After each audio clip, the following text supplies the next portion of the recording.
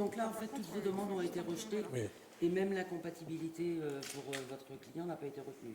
La Cour d'assises est venue dire 3 choses, ce qu'on avait prédit finalement, à savoir que la grève de la faim et de la soif de Redouane Faïd n'était pas un obstacle à la poursuite de son procès, que le fait que nous soulevions que la Cour d'assises de Saint-Omer était textuellement une Cour d'assises incompétente parce qu'elle n'avait pas à juger de cette affaire pour des raisons procédurales, et lui dire si je vais juger quand même. Et troisièmement, la grève des avocats, peu importe, justice doit passer parce qu'il y a des délais qui doivent être respectés. Voilà, donc aujourd'hui, la Cour d'assises a décidé ce soir de maintenir l'examen de cette affaire, alors que nous avons un client qui est entre la vie et la mort, toujours pas hospitalisé et qui est en cellule, que nous avons donc décidé de quitter le banc de la défense parce que dans ces conditions-là, que voulez-vous que nous fassions ? Il est impossible d'assurer la défense de quelqu'un qui est alité, qui n'est pas en mesure de préparer utilement sa défense et de pouvoir s'exprimer devant ses juges, d'autant que la présidente est venue dire d'ores et déjà « je passerai outre sa présence ». Donc on n'a rien à faire ici. Pour des raisons procédurales, Maître Belmokhtar a été désigné d'office.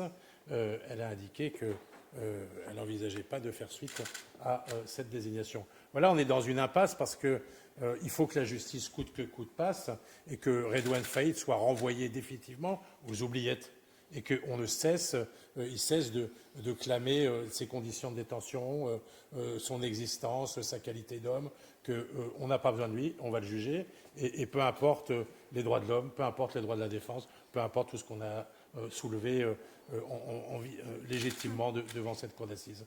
C'est quoi la suite?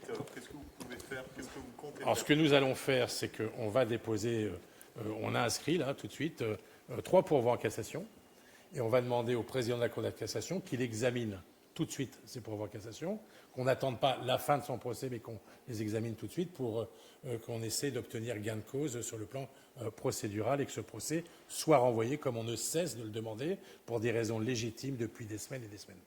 L'argument qui consiste à dire il s'est mis lui-même dans cette situation et si on renvoie, il recommencera la prochaine fois, il est recevable. Non, mais cet argument, on peut l'entendre, mais d'abord, on n'en sait rien. Vous savez, quand quelqu'un joue avec sa vie, c'est qu'il est désespéré. Parce que la seule chose qui reste à Redouane Faïd, c'est sa vie. Il n'a rien d'autre. Donc, il la met dans le plateau de la balance en disant je menace et je porte atteinte à mon existence. Ça n'émeut pas la Cour et peu importe, la Cour vient nous dire on le jugera quand même, qu'il reste dans sa cellule, qu'il soit hospitalisé ou pas, peu importe. Et puis ce qu'il veut, c'est des conditions de détention dignes. Il n'est pas en train de dire je ferai la grève de la faim à chaque fois parce que je ne veux pas être jugé. Il dit je suis d'accord pour être jugé, mais que j'ai d'abord des conditions de détention dignes. C'est ça qui est essentiel. Et puis l'autre point, c'est qu'on lui a opposé tout à l'heure un courrier de manière absolument incroyable, issu d'une instruction judiciaire, dans des conditions que nous comprenons mal. Et on lui opposait le fait qu'il disait on me renvoie au silence, eh bien je vais garder le silence. Eh bien avec ce qui se passe aujourd'hui et la manière dont on prétend le juger sans lui, je crois qu'il a eu raison, fondamentalement. Vous reviendrez demain? Comment ça va se passer très concrètement? Non, alors aujourd'hui, ce qui s'est passé, c'est que la présidente de la Cour d'assises a décidé de me commettre d'office pour que ce procès puisse se tenir coûte que coûte, comme vous l'a dit Maître Franck Berton. Je ne reviendrai pas demain pour les motifs qui ont été exposés. J'ai indiqué à la Cour que je refusais cette commission d'office pour tout un tas de raisons.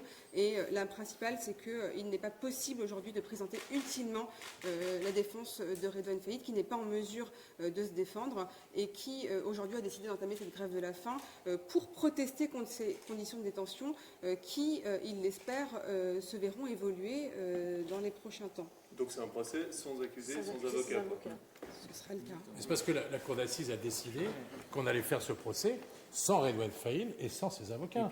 Vous savez, ce n'est pas la désignation d'un avocat de l'un de nous trois qu'on va prendre au hasard, en disant asseyez-vous là, sans personne derrière vous, et puis jouez la marionnette et taisez-vous et restez sage pour que le procès se tienne pendant près de 3 semaines. Il est hors de question, mais nous ne sommes pas des alibis judiciaires. Voilà, nous ne sommes pas des alibis judiciaires.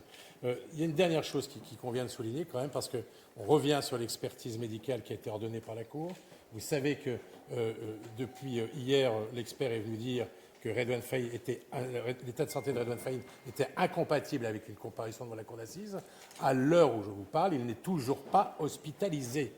C'est-à-dire que la cour décide de le juger, de le laisser alité dans sa cellule dans des conditions particulièrement attentatoires à sa vie, et on n'a toujours pas décidé de l'hospitaliser.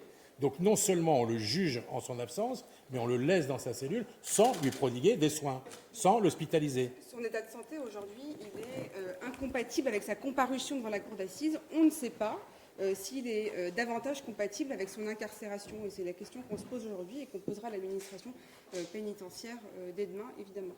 Quoi qu'il en soit, il va poursuivre sa grève de la faim. Ça, on n'en sait rien, parce que de toute façon, on peut penser que maintenant, il ne sera pas là et il ne sera pas invité à revenir devant la cour d'assises, donc le procès va se continuer sans lui et sans ses avocats. Donc peut-être qu'il l'arrêtera, mais il faut se rappeler que les raisons de sa grève de la faim, ça n'est pas de venir ou pas devant la cour d'assises, c'est que ses conditions de détention changent.